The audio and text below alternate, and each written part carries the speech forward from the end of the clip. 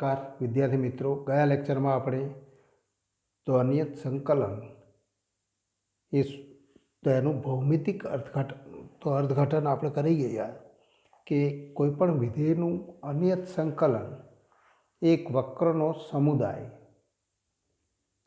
અને તો સીની ભિન્ન ભિન્ન કિંમતો માટે આપણને ભિન્ન ભિન્ન વક્ર મળે, પણ એ વક્ર સમાન સ્વરૂપના. તો સમાન સ્વરૂપના છે એનો અર્થ કે તો એક વક્ર ઉપરથી બીજા વક્ર આપણે તો માત્ર સ્થાનાંતર દ્વારા તો આપણે મેળવી શકીએ. તો એનો ભૌમિતિક અર્થ આપણે જોઈએ. હવે તો અનિયત સંકલનના ગુણધર્મ, એ ઉપરાંત તો અનિયત સંકલનના પ્રમાણિત રૂપો પણ આપણે જોઈએ. કેટલાક પ્રમાણિત રૂપો તો આપણે લખી ગયા. તો હવે આપણે જોઈશું કે તો અનિયત સંકલનનો પહેલો ગુણધર્મ, જેને કાર્ય નિયમો તરીકે પણ ક્યારેક ઓળખવામાં આવે છે. કેટલાક કાર્ય નિયમો છે અને કેટલાક તો અહીંયા તો એના ગુણધર્મ. પ્રથમ પરિણામ તો એના ઉપરથી આપણે જોઈ શકીએ છીએ કે વિકલન અને સંકલન એકબીજાની વ્યસ્ત ક્રિયા એ દર્શાવતું તો આ પ્રથમ ગુણધર્મ. તો આ પરિણામ ઉપરથી આપણે તો જોઈ શકીએ છીએ વિકલન અને સંકલન વ્યસ્ત ક્રિયા, તેનું આપણને પરિણામ આપે છે ડી બાય ડી એક્સ. તો પહેલો ગુણધર્મ d by d x integration તો એફ એક્સ ડી એક્સ અને ઇક્વલ ટુ તો વિકલન અને સંકલન.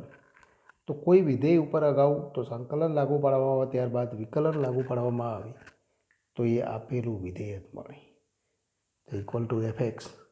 અને તો અને બીજો ગુણધર્મ છે અને તો પ્રથમ જો વિકલન કરવામાં આવે ત્યારબાદ સંકલન એટલે કે ઇન્ટિગ્રેશન તો ડી બાય ડી એક્સ, તો d by d x f x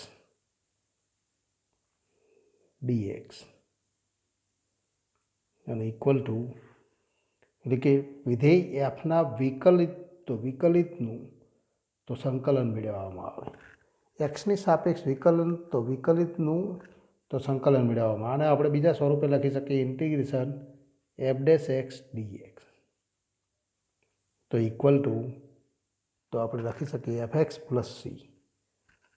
તો ઇક્વલ ટુ આપણે લખી શકીએ કે તો એફ એક્સ પ્લસ સી, જ્યાં સી સ્વૈરાચળ, સી સ્વૈરાચળ.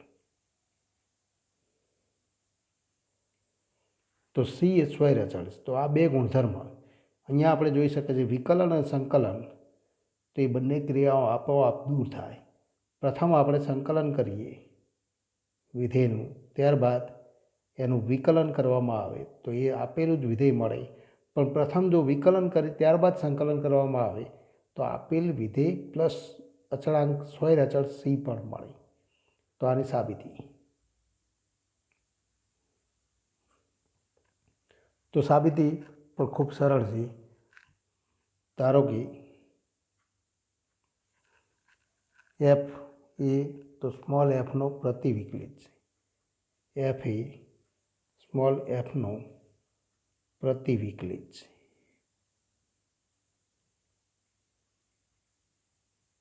તો સ્મોલ એફનો પ્રતિવિકલિત એફ છે એનો અર્થ કે integration f x d x equal two capital f x, અથવા તો આપણે કહી શકીએ તો માટે તો જો તો આવું ક્યારે બને તો d by d x f x અને equal to small f x હોય. એટલે કે તો એફનો પ્રતિવિકલિત તો કેપિટલ એફ એ સ્મોલ એફનો પ્રતિવિકલિત છે, એટલે કે આનું વિકલન એ એફ તો d by d x f x equal to f x હોય. તો આપણે કહી શકીએ તો integration f x d x equal to f x plus c થાય. આ આપણે જાણીએ. તો integration f x d x equal to તો એફ એક્સ પ્લસ સી. હવે તો એનું વિકલન કરો તો માટે તો d by d x integration f x d x અને equal to d by d x capital f x plus c અને equal to d by d x f x તો d by d x f x, કારણ કે સીનું તો વિકલન 0 થાય, તો d by d x f x equal to તો સ્મોલ એફ એક્સ, અને માટે આપણે કહી શકીએ માટે તો d by d x integration f x d x અને ઇક્વલ ટુ તો એફ એક્સ. તો પહેલું પરિણામ સાબિત થાય. હવે બીજું પરિણામ, તો બીજું પરિણામ પણ આપણે તો આ જ રીતે મેળવી શકીએ. D by d x f x અથવા એફ ડેશ એક્સ, તો integration f dash x d x equal to તો એફ એક્સ પ્લસ સી. તો એ આપણે પરિણામ સાબિત કરવું. પણ d by d x f x તો આપણે તો સૌ પ્રથમ એફ ડેશ એક્સ મેળવીશું, અને એ મેળવવા માટે તો આપણે જોઈ શકીએ છીએ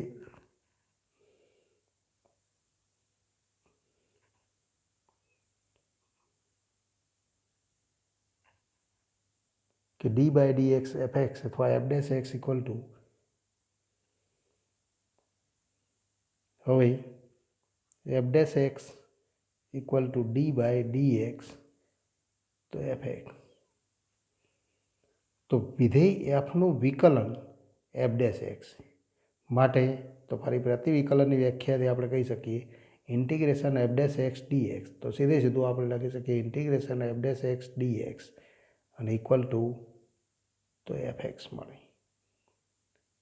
તો ઇક્વલ ટુ એફ એક્સ મળે, પણ આ તો એફ એક્સ લખીએ ત્યારે તો અચળાંક સી પણ લખવું પડે.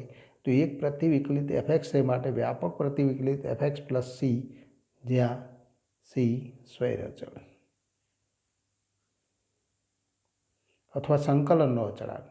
તો આ બીજું પરિણામ તો સાબિત થાય. તો આ પહેલો ગુણધર્મ. હવે ગુણધર્મ નંબર 2. તો ગુણધર્મ નંબર 2 આપણે જોઈએ. પહેલો ગુણધર્મ આપણે જોઈ ગયા. હવે ગુણધર્મ નંબર 2, બે અનિયત સંકલિતોના વિકલિતો સમાન હોય.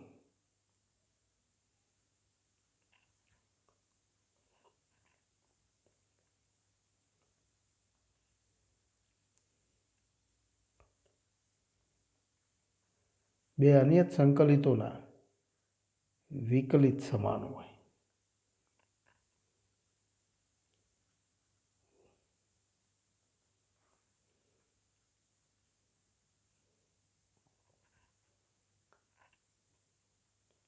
તો આપણે કહી શકીએ કે આવા બે વિધેયો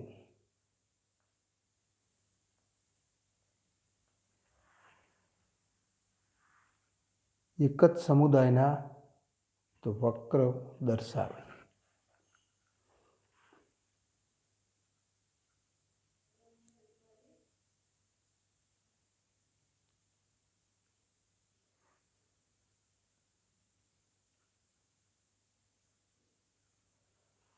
એમ આપણે કહી શકીએ. તો એક જ સમુદાયના વક્રો દર્શાવશે એમ આપણે કહી શકીએ.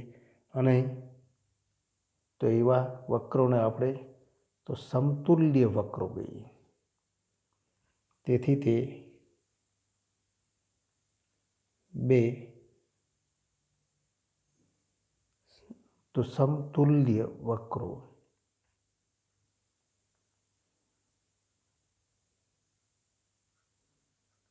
તેમ આપણે કહી શકીએ. બે અનિયત સંકલિતોના વિકલિતો સમાન હોય. એટલે કે તો અહીંયા સાબિતી આપણે આપીએ. તો ફરી એની સાબિતી આપણે લખીએ કે તો અનિયત સંકલિત ઇન્ટિગ્રેશન એફ એક્સ અને ઇન્ટિગ્રેશન જી એક્સ એના વિકલિતો સમાન હોય. તો ધારો કે બે વિધેયો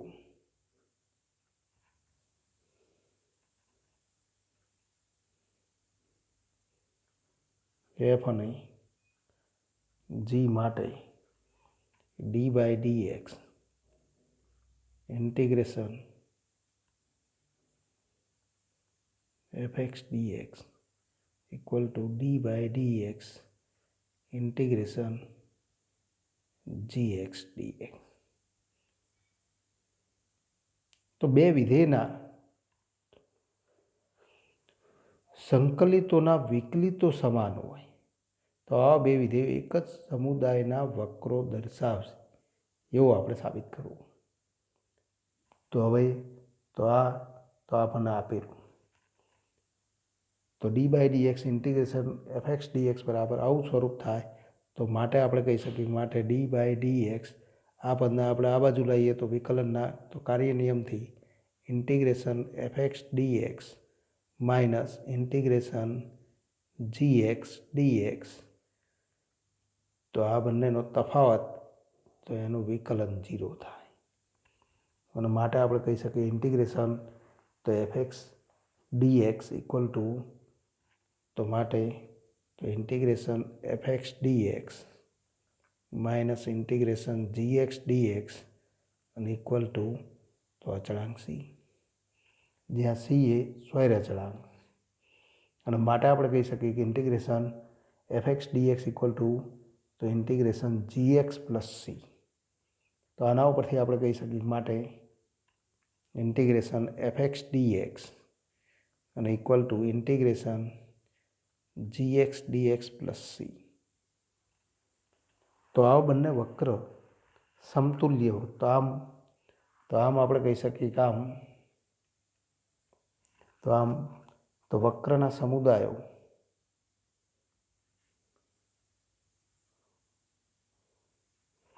કયા સમુદાયો તો એને આપણે ગણ સ્વરૂપે દર્શાવીએ તો ગણમાં integration f x d x plus C1 belongs to R અને integration g x d x plus C2 belongs to R.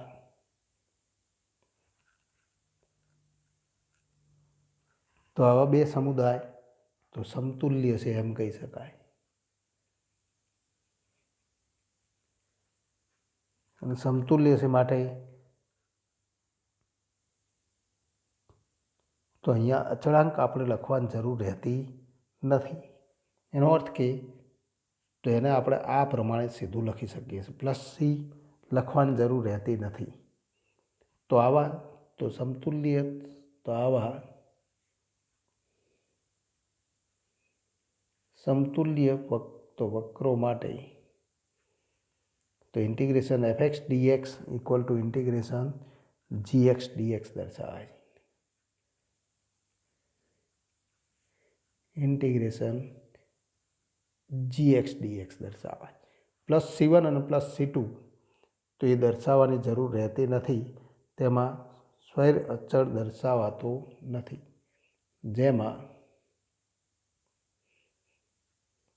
સ્વૈર અચળ C1 અને C2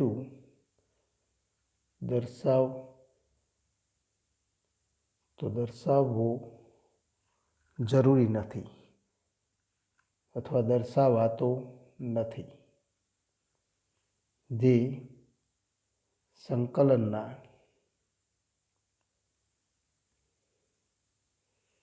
ચિહ્ન એટલે કે ઇન્ટિગ્રેશનમાં સમાયેલ છે તેમ સમજીશું.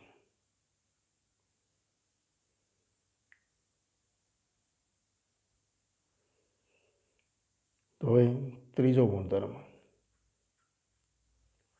તો ફરી ત્રીજો ગુણધર્મ બે વિધેયોના સરવાળાનું સંકલન, એ બંને વિધેયના સંકલનનો સરવાળો integration f x plus g x d x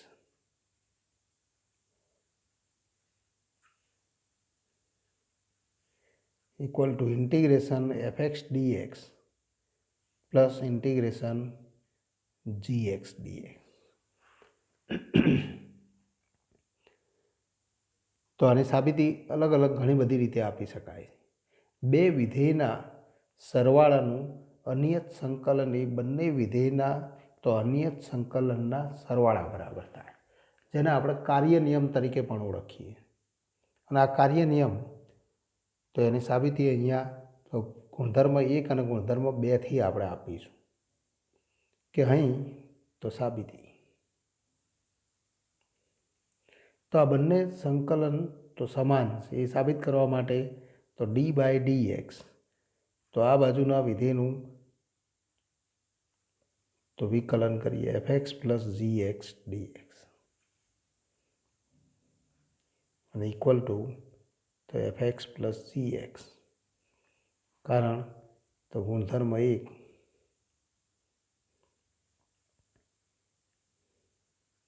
તો ગુણધર્મ 1થી આપણે કહી શકીએ કોઈ પણ વિધેયનું સંકલન કરીએ ત્યારબાદ વિકલન કરીએ તો એ આપેલું વિધેય જ મળે.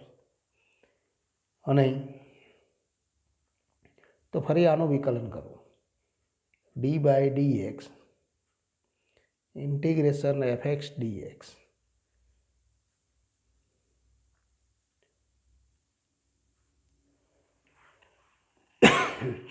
Plus integration gx dx. તો ફરી વિકલનના કાર્ય નિયમથી તો d by dx integration fx dx plus d by dx integration gx dx અને ઇક્વલ ટુ તો ફરી આપણે કહી શકીએ વિકલનના સંકલન તો ગુણધર્મ 1થી તો fx પ્લસ gx, કારણ ગુણધર્મ 1.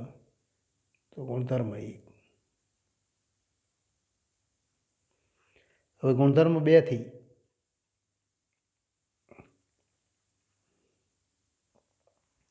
તો આ બંને વિધેયના વિકલન સમાન.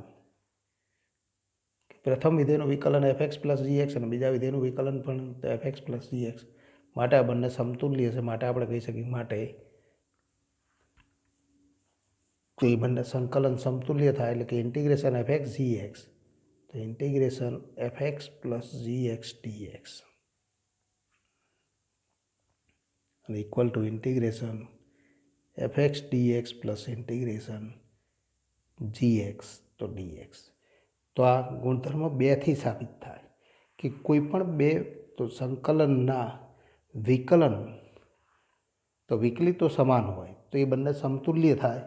સમતુલ્ય થાય એટલે કે બંને તો સમાન સંકલન તો સમાન થાય એમ આપણે કહી શકીએ. સમતુલ્ય એટલે કે લગભગ સમાન, તો એ સમાન છે એમ આપણે કહી શકીએ. એના અચળાંકમાં થોડો ફેરફાર તો રહી શકે પણ એને આપણે સમતુલ્ય કહીશું. સમાન છે એનો અર્થ કે તો આ સંકલનનું ચિહ્ન છે ત્યારે તો એમાં સંકલનના અચળાંકો ભિન્ન હોઈ શકે પણ એ બંને વિધેયનું તો વિધેયના તફાવત તો અચળ થાય. તો બંને વિધેય તો બંનેનું સંકલન સમાન મળે પણ તફાવત મળે તો અચળાંક જેટલું મળે અને માટે આપણે સમતુલ્ય શબ્દ વાપરેલો. સમાન છે એમ આપણે કહેતા નથી તો એનો અર્થ તો એ આપણને મળે. ફરી તો બીજો તો ચોથો ગુણધર્મ પણ ખૂબ અગત્યનો ગુણધર્મ.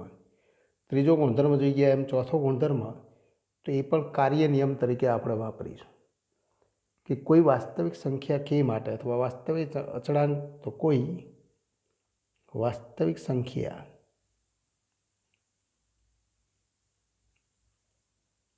કે માટે તો ફરી આપણે લખી શકીએ ઇન્ટિગ્રેશન કે ઇન્ટુ fx તો integration k into fx dx અને equal two k into integration fx dx. એનો અર્થ કે તો સંકલ્યકારક અવયવ અથવા સંકલ્યમાં તો જો કે જેવો કોઈ અચળ અવયવ તરીકે મળતો હોય તો એને સંકલનના ચિહ્નની બહાર લખી શકાય. તો આ ગુણધર્મનો દાખલાઓમાં આપણે એ રીતે ઉપયોગ કરીએ કે સંકલનના ચિહ્નની અંદર રહેલા કોઈ તો વાસ્તવિક અચળાંકને આપણે તો એ સંકલનના ચિહ્નની બહાર લખી શકીએ અને તો સંકલનને કે વડે ગુણવા. એનો અર્થ કે વિધેયને કે વડે ગુણીને સંકલન કરવું તો એ બંનેનો અર્થ સમાન થાય. તો આ તો ગુણધર્મનું તો ઉપયોગ દાખલા માટે કેવી રીતે થાય એ આપણે યોગ્ય રીતે સમજેલા હોવા તો ખૂબ જરૂરી. તો પહેલો આટલો અર્થ આપણને આવડવો જોઈએ કે તો સંકલનમાં કોઈ અચળાંક વાસ્તવિક અચળાંક તો જો તો વિધેય સંકલ્યકારક અવયવ અથવા સંકલ્યમાં તો કે જેવો કોઈ વાસ્તવિક અચળાંક હોય તો એને સંકલનના ચિહ્નની બહાર દર્શાવી શકાય. અને એ જ રીતે તો કોઈ અનિયત સંકલનને કે વડે ગુણવા એટલે કે વિધેયને કે વડે ગુણીને અનિયત સંકલન મેળવવું એ બંને ક્રિયાઓ તો સમાન.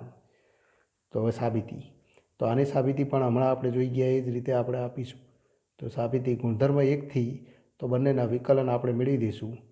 તો d/dx integration k into fx dx અને equal two k into fx. તો આવું સ્વરૂપ મળે, અને આવું સ્વરૂપ મળે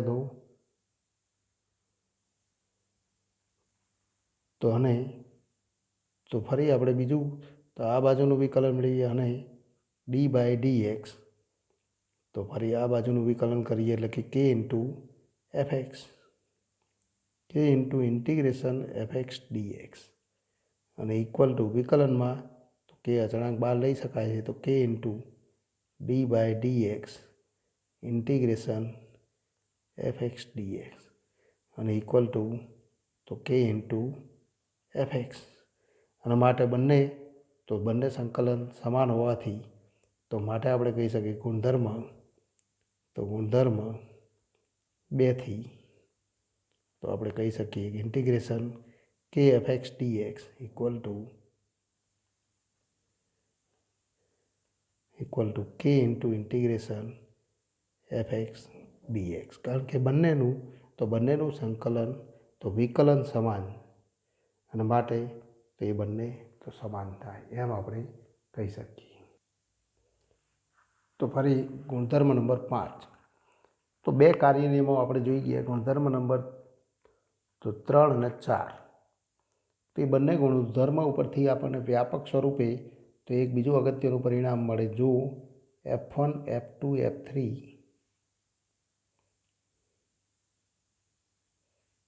fn એ નિશ્ચિત સંખ્યાના વિધેયો હોય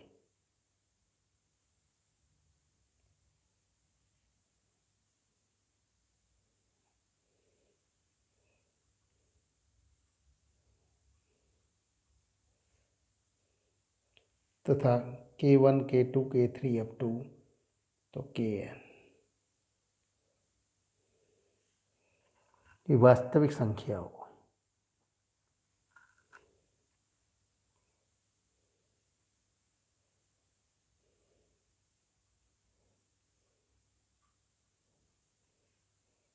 તો ગુણધર્મ નંબર 3 તો આ રીતે આપણને લખાશે.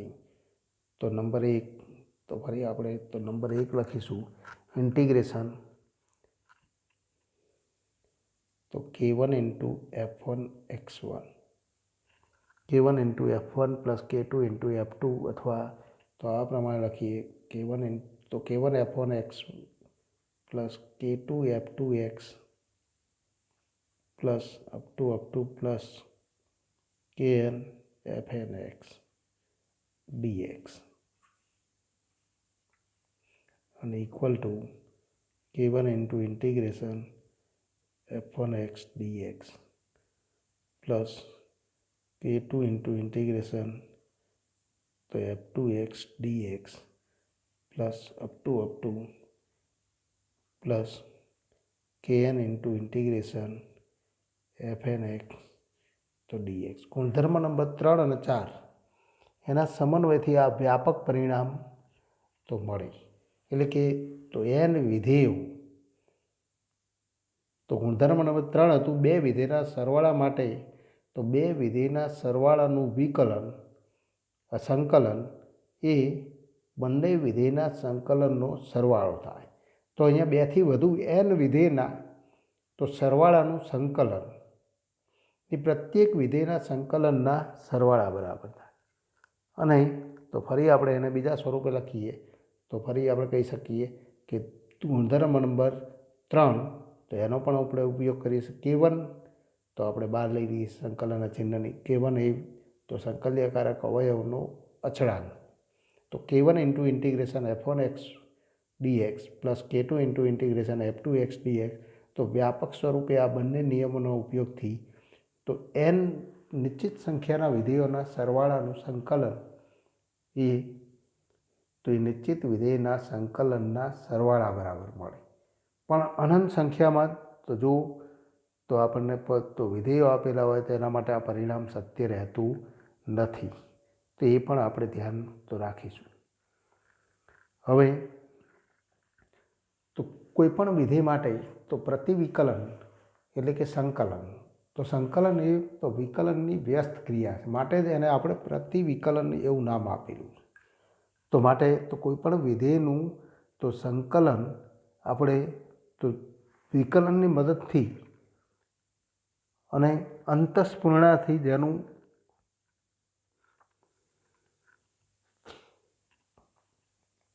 તો વિકલનના કાર્ય નિયમો અને પ્રમાણિત રૂપો ઉપરથી મેળવવા પ્રયત્ન કરીએ તો એને આપણે અંતસ્ફૂર્ણાથી અથવા નિરીક્ષણની રીતે તો વિકલન મેળવેલું છે એમ આપણે કહીશું. તો હવે આપણે તો નિરીક્ષણની રીતે તો જ્યારે વિકલન શોધો એમ આપેલું હોય ત્યારે તો કેવી રીતે ગણતરી કરીશ. તો ઉદાહરણના તો એક્ઝામ્પલ, તો ઉદાહરણ નંબર 1. ઉદાહરણ 1 આપણે જોઈએ કે નીચે આપેલ વિધેયોના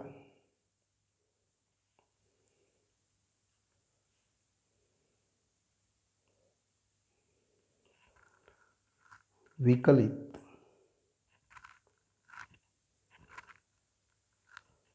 અહીંયા પ્રતિવિકલિત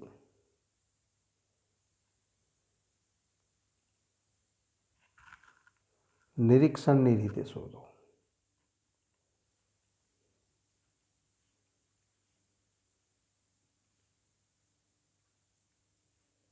એટલે કે આપેલ વિધેયનું પ્રતિવિકલિત મેળવવું છે તો એવું કયું વિધેય હશે કે જેનું તો વિકલન આ મળશે, તો એ આપણે નક્કી કરીશું. નંબર 1 તો cos 2x. નંબર 3 જોઈએ તો 1/x. તો આના માટે ગણતરી કરીએ તો આન્સર તો cos 2x એનું પ્રતિવિકલિત આપણે મેળવવું. તો એવું વિધેય કયું થાય એના માટે તો આપણે કહી શકીએ cos x વિચારો. તો cos એ કયા તો વિધેયનું વિકલન છે તો સાઇનનું. તો અહીં cos 2x એ કયા વિધેયનું વિકલન થાય તો એવું વિધેય આપણે તો જાણીએ. તો આપણે જાણીએ છીએ કે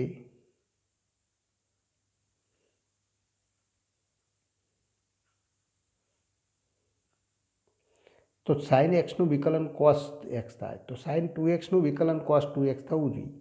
તો એના માટે sin 2x માટે વિકલન કરો d/dx sin 2x. તો sin 2xનું વિકલન કયું થાય તો સાઇનનું વિકલન cos એટલે કે cos 2x ઇન્ટુ ફરી સાંકળ નિયમથી 2xનું વિકલન તો 2. તો sin 2xનું વિકલન 2 ટાઈમ્સ cos 2x થાય. માટે આપણે કહી શકીએ કે 2 ટાઈમ્સ cos 2xનું સંકલન અથવા પ્રતિવિકલન sin 2x થાય. અને માટે તો cos 2xનું પ્રતિવિકલન તો આપણે આ પ્રમાણે લખી શકીએ માટે 2 times cos 2x integration dx અને ઇક્વલ ટુ તો sin 2x. તો આવું સંકલન આપણને મળે એમ આપણે કહી શકીએ.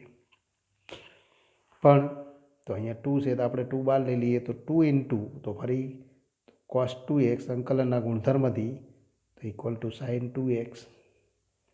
અને માટે તો ઇન્ટિગ્રેશન cos 2x dx અને ઇક્વલ ટુ તો 1/2 sin 2x. તો 1/2 sin 2x. તો આનું સંકલન 1/2 sin 2x થવું જોઈએ. અને હવે આપણે કહી શકીએ કે માટે તો એક પ્રતિવિકલિત આપણે મેળવી શકીએ. આમ આપણે કહી શકીએ cos 2xનું એક પ્રતિવિકલિત 1/2 sin 2x થાય. અને માટે વ્યાપક પ્રતિવિકલિત આપણે મેળવવું હોય તો માટે તો integration cos 2x dx equal to આપણે શું લખી શકીએ 1/2 તો sin 2x પ્લસ c, જ્યાં તો c સ્વૈર અચળ. તો આ રીતે આપણે સંકલન તો જે તો પ્રતિવિકલન કે સંકલન મેળવીએ જેને આપણે નિરીક્ષણની રીત અથવા સ્વયંસ્ફૂર્ણાથી આપણે તો અગાઉ તો વિકલનના તો વિકલનનો અભ્યાસ આપણે કરી ગયા છે. તો એનો ઉપયોગ કરી એવું કયું વિધેય થશે કે જેનું વિકલન તો cos 2x થશે. તો એના ઉપરથી આપણે તો એ વિધેય મેળવીએ છીએ. માટે એને આપણે નિરીક્ષણની રીતે તો પ્રતિવિકલિત તો નિરીક્ષણની રીતે પ્રતિવિકલિત મેળવી છે એમ આપણે તો કહીશું. તો આ નંબર 1ની આપણે સાબિતી આપી ગયા. હવે નંબર 3.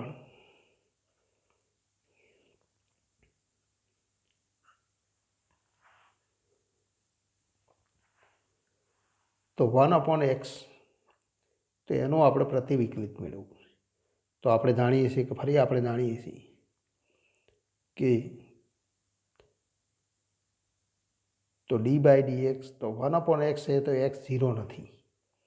તો એનું આપણે તો પ્રતિવિકલિત મેળવવા માટે તો બે વિકલ્પ લઈશું. જો x > 0 તથા આપણે જાણીએ છીએ કે d/dx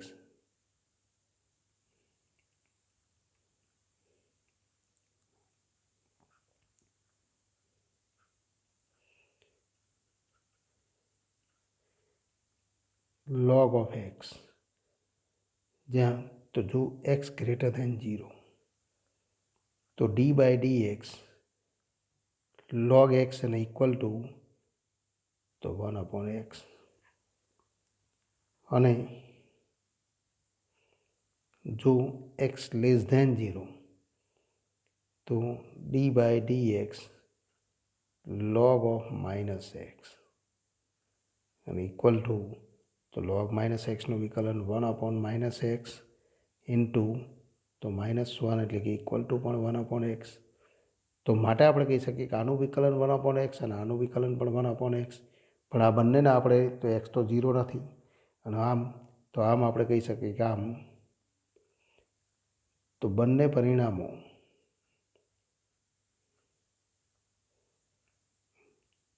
એકત્રિત કરતા આપણે લખી શકીએ d/dx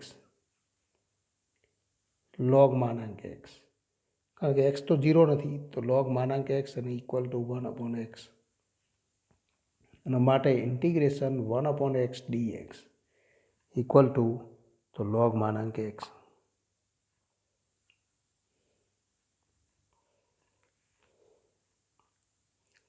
તો એ 1/x નો પ્રતિવિકલિતો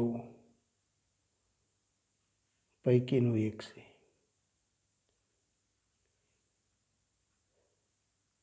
અને વ્યાપક પ્રતિવિકલિત લખવું હોય તો +c લખી દો તો સ્વૈર અચળાંક c લખતા આપણને વ્યાપક પ્રતિવિકલિત મળે. પણ અહીંયા આપણે તો નિરીક્ષણની રીતે પ્રતિવિકલિત સીધું મેળવીએ છીએ. તો ફરી નીચેના તો સંકલિતો શોધો. Number 1 integration x³ - 1/x² dx. તો ઇન્ટિગ્રેશન x³ - 1/x² તો dx. તો સંકલન માટે આપણે જોઈ ગયા કે ભાગાકાર માટે કોઈ તો સીધો નિયમ નથી. માટે તો આને આપણે તો x² વડે ભાગતા તો x/1 એટલે કે તો x³ તો આપણને કઈ સ્વરૂપ મળે તો x - 1/x² એટલે કે x⁻² તો dx અને ઇક્વલ ટુ ઇન્ટિગ્રેશન તો x dx minus integration x⁻² dx અને ઇક્વલ ટુ xનું સંકલન x²/2 માઇનસ x⁻² નું સંકલન તો x⁻1/- તો માઇનસ x⁻1/- પ્લસ તો c લખીશું અને ઇક્વલ ટુ તો x²/2 માઇનસ પ્લસ થઈ જશે 1/x પ્લસ c. તો જે માગેલું તો સંકલન. હવે એ જ રીતે નંબર 2 તો નંબર 3 માટે આપણે ગણતરી કરીએ. આના આપણે તો અલગ તો c1 અને c2 અલગ લખીને ગણતરી કરીએ તો પણ વાંધો નથી. પણ c1 + c2 ઇક્વલ ટુ તો c.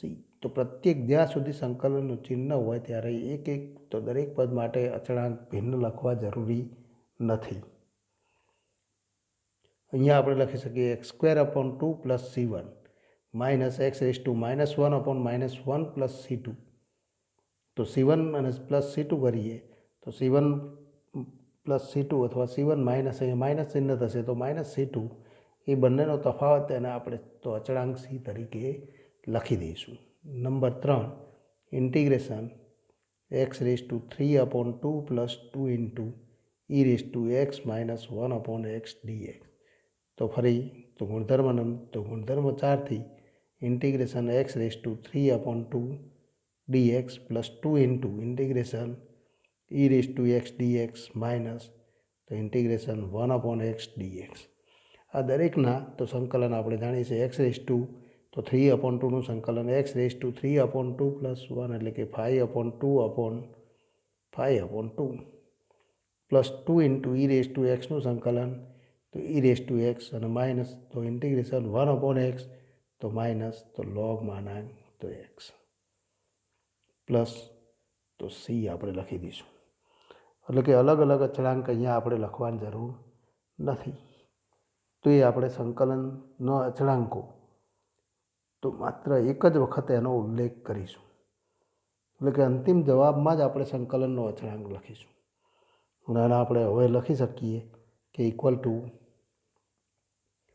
2/5 x⁵5/2 plus 2 into e⁻x minus log x plus c જે તો માગેલું તો સંકલન. તો અહીંયા સંકલનના પ્રમાણિત રૂપો આપણે જોઈ ગયા હતા એ આપણને આવડતા હોવા જરૂરી.